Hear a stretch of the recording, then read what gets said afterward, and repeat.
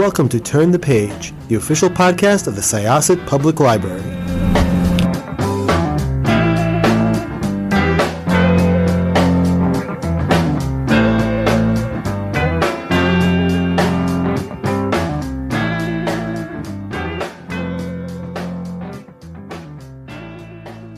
Hello, everyone. Welcome back to Turn the Page. I'm your host today, Jen, and today I am joined by the author of a very disturbing, very funny book that I am enjoying greatly. It touches on so many topics and issues that are very relevant right now and unfolding in very interesting ways. And I'm so excited to talk about this book and how it works through some of these issues. Welcome. Could I ask you to introduce yourself and your book, please? Sure. Hi, everyone. Very happy to be here. My name is Justin Feinstein, and I'm here to talk about my debut novel, Your Behavior Will Be Monitored. It's great. I'm really loving it. I'm like three-quarters of the way through right now. And, sometimes I like to prevent myself from getting to the end before an interview so I can't like spoil anything for our readers. And I'm trying to make this one last a little bit longer because it's so easy to, just not flip through, but, it would be easy to devour it in one sitting because it's so funny and so disturbing in some ways and really compulsive. I'm getting ahead of myself. Before we talk too much more about the book, could you tell us a little bit just about your journey as a writer, and what led you to this project? Sure.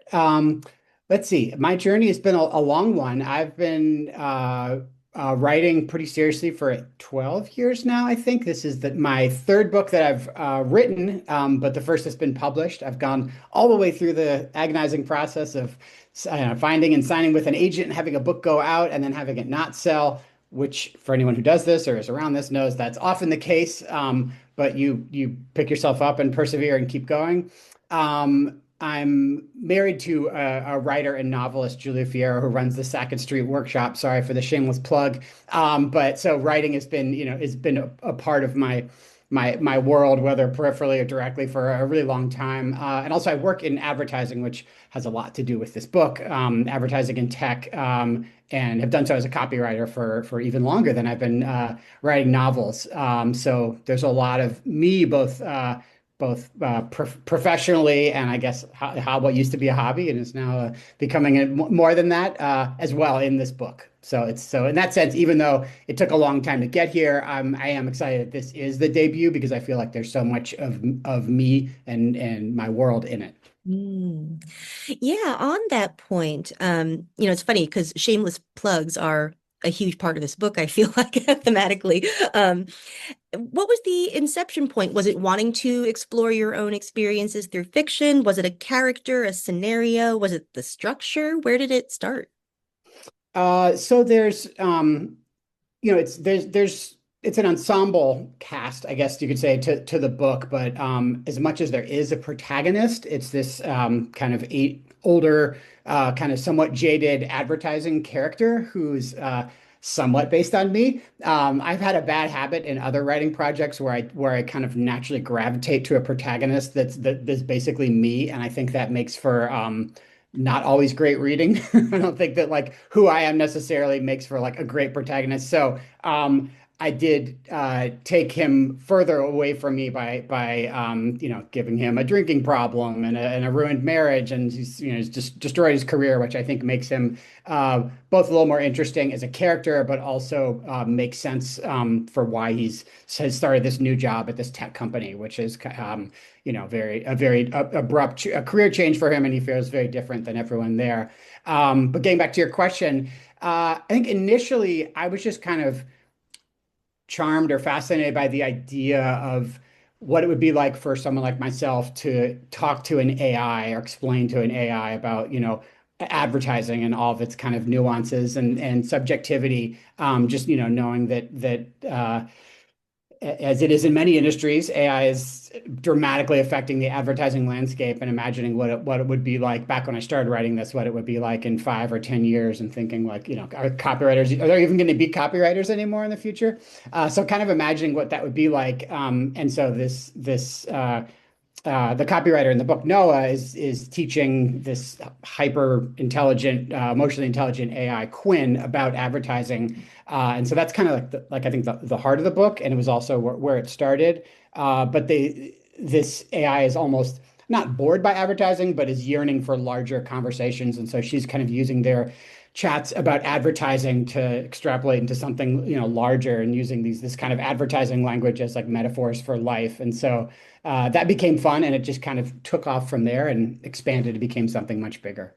There's a place where Noah, I think, defines advertising to Quinn as, manipulating people, which when you frame it that way is an incredibly dangerous thing to teach AI. Yeah. Um, can you talk a little bit about capturing Quinn's voice, as well as the voices of some of the other AI characters, if you want to call them? Um, it's really, it seems like a challenging task to kind of capture AI voice, especially in so many different flavors, because it has to feel human, but like also a little uncanny valley, right? Like, Yeah, it's a lot of early readers have said that they're felt more attached to the bot characters than the humans, which I'll take as a compliment as opposed to the other way around. But it does it does feel good to hear that because obviously like we don't even have to get into the whole world of sentience and who is, or maybe we can. But I feel like there are people better qualified to actually state that than myself as just a fiction writer. But it was fun to kind of start with these bots, right? As there's a line in the book about them just being ones and zeros, right? And who are basically assigned specific tasks within the company. There's one who drives everyone to and from work. There's one who oversees all of the HR and day-to-day comings and goings of the company. And then there's Quinn, who we mentioned, who is becoming this like advertising super brain that can target commercials to everyone.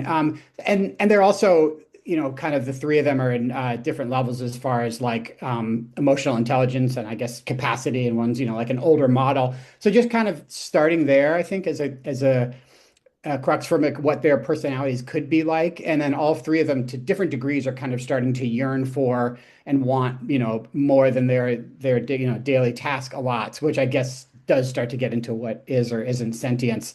So that became really fun. And it wasn't, it kind of happened organically. It's not like I sat, thought, okay, this is who they are and this is what they're going to be wanting, kind of the way I think you do with regular characters, but just through their day-to-day interactions with the employees at the company Uniview. I don't know if we said that yet, but at Uniview, it just kind of like started happening. Their personalities kind of started bubbling up. It was fun. It was really fun to write. Like I felt by the end, I felt like very attached to them, like characters. And then, I won't spoil it for you or any other readers because you're not done yet, which is very cool. Actually, talking to someone who's, I haven't had this experience yet. I've talked to people who have or haven't read it, but hmm. the fact that you're mid-read. But yeah, and so they kind of come together, and I mean, as I'm sure it becomes clear that there's potential ulterior motives going on with both bots and employees alike. Yeah, so they were a lot of fun to write. I hope they hold them dear to my heart. Mm. Was it equally fun or was it infuriating to write Ian? Um, because and this is complimentary. I absolutely loathe him. Yeah, so Can you talk about building him and Uniview? Yeah. sure. Yeah. So Ian is the wannabe billionaire tech CEO, evil leader. I probably don't have to explain that trope too much because it's what we're very familiar with in our world. And yeah, I think if anybody is like a certain type in the book that like I think he is. I feel like even though there's nuance to him, I think like he's the kind of character where like he's I guess you would say those like the villain, right? And it's like, oh, I get that. I hate that guy, and it doesn't take too much prodding, I think, to get a reader to dislike someone like that. Because as I said, those are some very real I don't know if you could call them villains. Some people would, but people who are certainly like unliked and seem to have a larger share of influence on the direction the world is in policy and all that is heading right now. But without getting too political, getting back to it. Yeah, so he was really fun. Just and also, I've worked, as I said, I've worked in advertising and tech for a while, and I've spent a lot of time around these like megalomaniac, sociopathic CEO types, and like their obsession and drive forward, and try to convince people to like keep working and grinding people. So I think it was cathartic to pour a lot of those people that I've worked with in the past and kind of like pour them into one character. And then as far as the character of like Uniview as a whole, I think like, once you've worked for like a big ad agency or tech company, like it almost has its own like personality, which is, can be like a little hollow, a little fake, as an employee, a lot of people know the feeling of, getting an email or a message that says one thing and you kind of roll your eyes because you understand the meaning under that. And because the book is written in these little like fragments of like chats and emails and stuff like that. It was fun to use that kind of like, company-wide email. And there's a bunch of those in there where you're kind of, learning certain things. And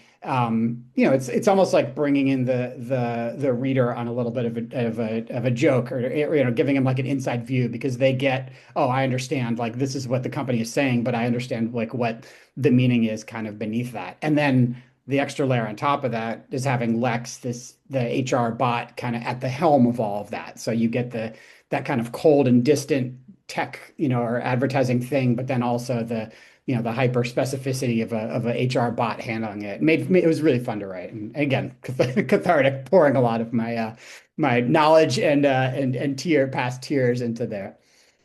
Mm.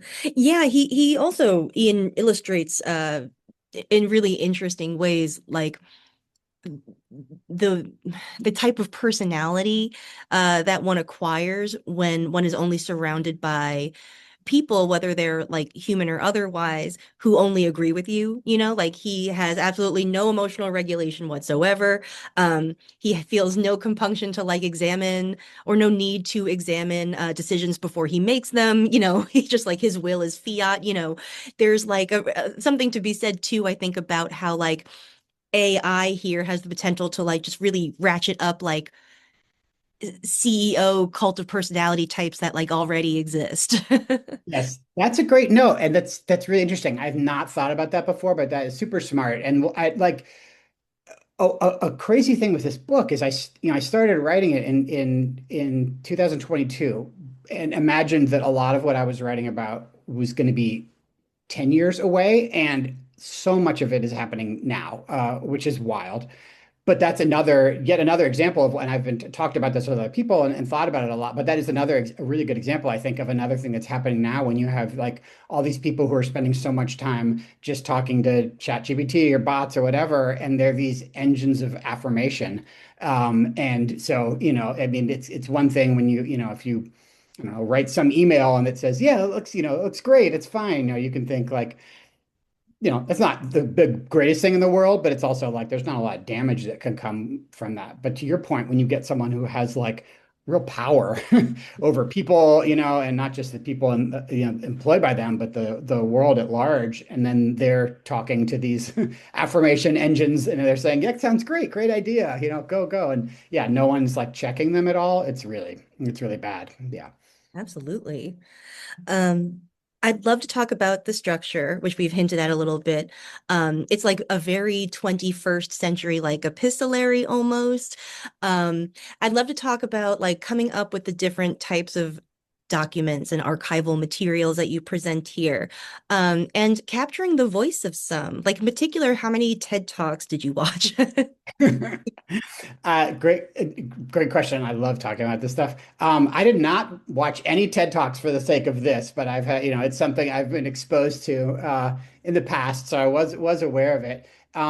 It's interesting. I was really influenced by a book, Several People Are Typing by Calvin Kasuke. I don't know how to pronounce his name. I've spelled it a million times, written it a million times, but which is written entirely in Slack that came out a few years ago, I think during the pandemic when Slack became like a thing everyone used and talked about, like the timing was right. And so that book came out and I devoured it and loved it. It's funny, it takes place like in a PR company, so it's kind of like tangentially related, not just in form, but in top subject a little bit, I think, to my book. But anyways, that really like just expanded my notions of what a novel could be and do. And that was like, I think just starting to play around with this as a form was very appealing to me. Also, as I had mentioned before, having written a couple books that didn't sell, and whenever that would happen for me, I'd swear off writing and say, I'm never doing this again. But during one of those periods, I started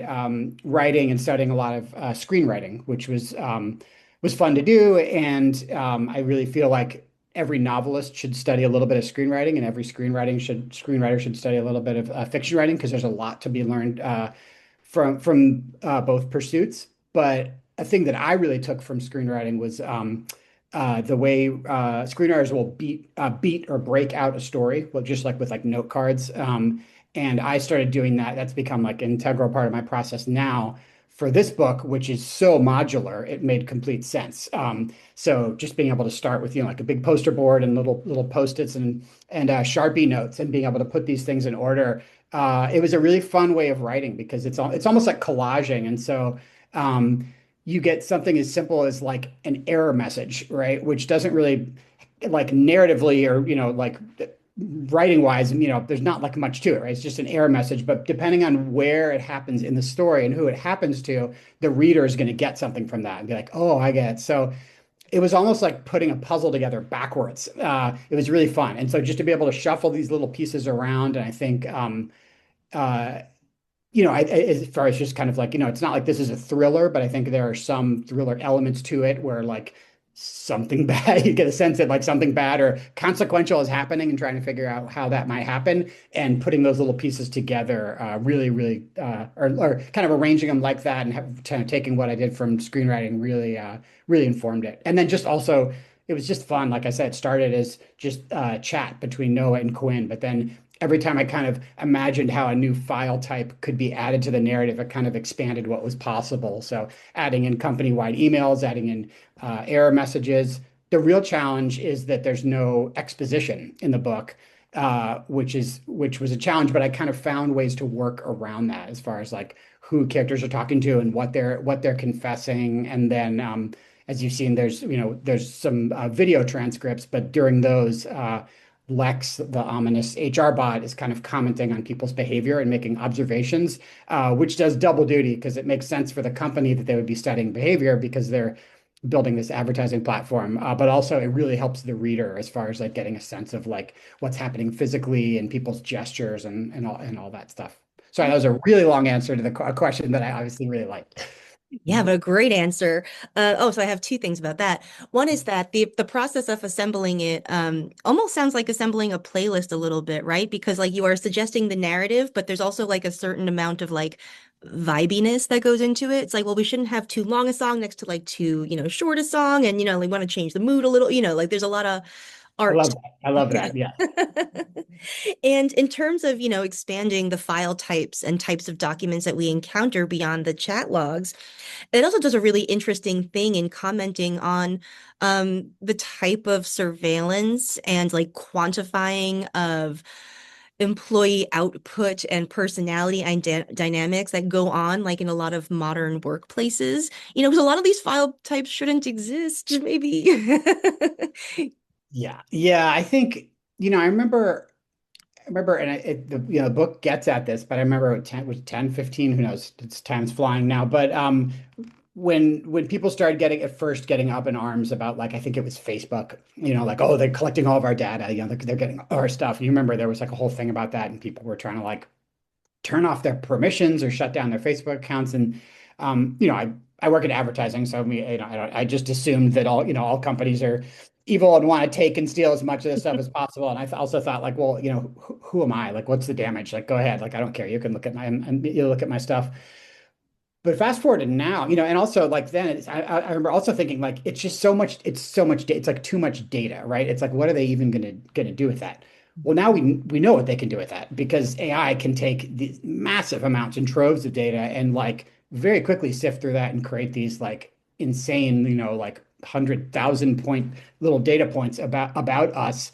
And this is really what the book gets at, is how it could use that, I guess ways that are, I don't know if you can say any of the ways that it uses it are positive, but like, imagining a world where in the future, as is in the book, advertising is like tailored to you and that could feel great and make you feel special, but also it's not that hard to think about all the ways that could be used, dangerously. And again, this is, these all this data is out there. So even if, suddenly tomorrow everyone just got up in arms about this stuff, it's almost too late, which sounds so dark and ominous to say, but it's we we are our digital footprints are like so massive already that again, even if we just like shut down everything, closed our accounts, it almost doesn't matter because it's so easy for them to figure out who you are and what you're doing and where you are and how to tell whatever they would want to you, however they did.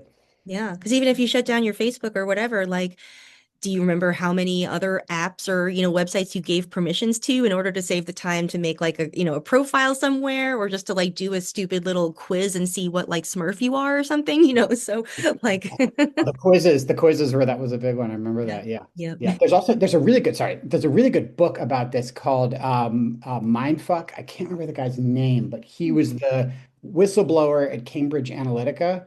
Ooh. Um, and it's a memoir. I can't believe this book didn't get my attention, probably because it was given that title, and also probably because he made a lot of enemies. And like I think he's like blocked from Facebook, but he tells the entire story, and it's absolutely fascinating. Like basically, like they had this intellectual warfare firm that was in London, and he was liberal. He was a liberal, disabled, gay Canadian, which is the thought that he wound up in this like malicious conservative is wild. But he tells his whole story of winding up there and the way they kind of helped spin the help Trump win basically. But using all these tactics of like finding certain people, and it was Facebook was largely responsible for a lot of that. But to anyone listening who's into that whole history, I would say go find that book and read it because it kind of gets at what already happened years and years ago, and a little window into like what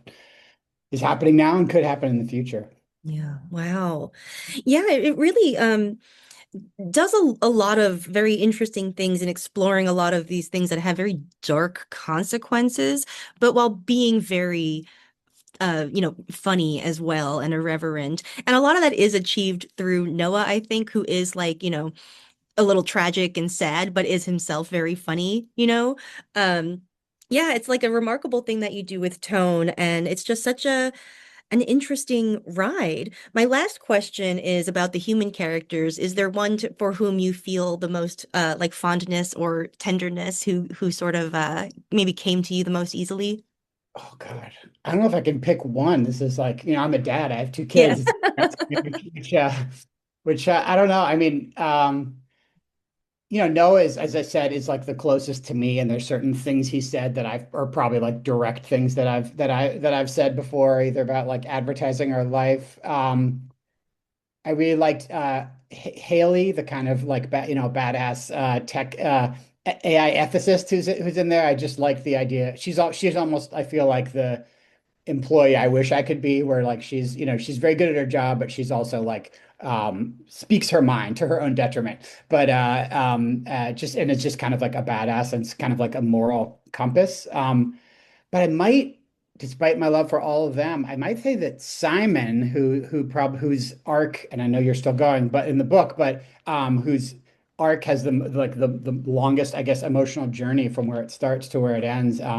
Particularly because he's someone who's just like, very much affected by, the way technology is affecting of all of us as far as just like shutting us off and affecting our stunting certain people's personalities. And I see a lot of this both in personal and professional life, as I'm sure you do, and all of us do. He's kind of an extreme example of that. And so I felt like, and even he doesn't, at least initially, does not come off as like the most likable character, but just kind of like leading him along his journey and seeing kind of from where he starts for where he gets to. I feel like that's one that is probably closest to my heart. So yeah, I think I would say him, but it's close. It's I close. do love Simon. And I think Haley is my favorite as well, because I think reading her so far, I'm like, wow, having no compunction to people please would be like having a superpower. Like what would I be able to do? Like Yes, very well put. Well, thank you so much for joining us. I know that you are deep in, promoting this book right now, but what's on your horizon? Are you writing? Oh, I have, I heard everybody say, this is my first time going through this. I heard some, and I'm fortunate to know many writers, including my wife, so it's not too daunting this journey because I've seen people and go through it before and have learned through it, and I have many resources to ask questions. But one thing I've heard people say is that it's impossible to write your next book while you're promoting your current book, and I thought, like, no way, I can do that. And I'm here to report that they're right. It is just about impossible. That said, I have like a whole shape and idea and outline, and even some of those little post-it notes I mentioned before for our next book that I'm really excited to get going on. So hopefully pretty soon I can dig into that. But yeah, the book is coming out in just a few weeks. Actually, I don't know. I would assume that a lot of your listeners are more New York oriented. But if we're airing this on the 9th, on the 10th. I'm part of a big event through the Sackett Street Writers Workshop, as I mentioned before, at Powerhouse Arena in Dumbo, Brooklyn, and that's debut novel night. So I will be reading along with I think it's 4 other Sackett Street affiliated writers. I'm an instructor there, and there's a bunch of other instructors there as well. But yeah, The Irish Goodbye by Heather Amy O'Neill, who's also grew up in your neck of the woods, and her book is great, and she's a very very old friend of ours, so she'll be there as well. And then possibly another event on Monday in I think in Greenpoint with my sister Rachel Feinstein, who's a very well-known stand-up comedian. So we're going to throw together some kind of an AI-ish event. But you can check out my website justinfeinstein.com to see what status all of these events are when this airs. Sorry, that was a lot of shameless plugging, which I know you said is fine, but that's all what I'm up to. That's great. Oh my gosh, I'm so glad that yeah, you'll be in a couple of my favorite Brooklyn neighborhoods. That's really great. Um, and I will throw the your link, your website into the show notes so that people can check out all that info if they'd like to. Yeah, thank you again for coming and chatting. This has been great. Awesome. Thanks so much for having me. This was really fun. Great questions. So much fun to talk about this. Thank you. All right, listeners, your homework. Please check out Your Behavior Will Be Monitored. I'm having such a great time. You're really going to like it, and it touches on so many interesting things that you want to be a part of this conversation. All right. Thank you so much for joining us. It is time to close this chapter. We'll see you next time. It's time to close this chapter of Turn the Page. Join us for the next episode.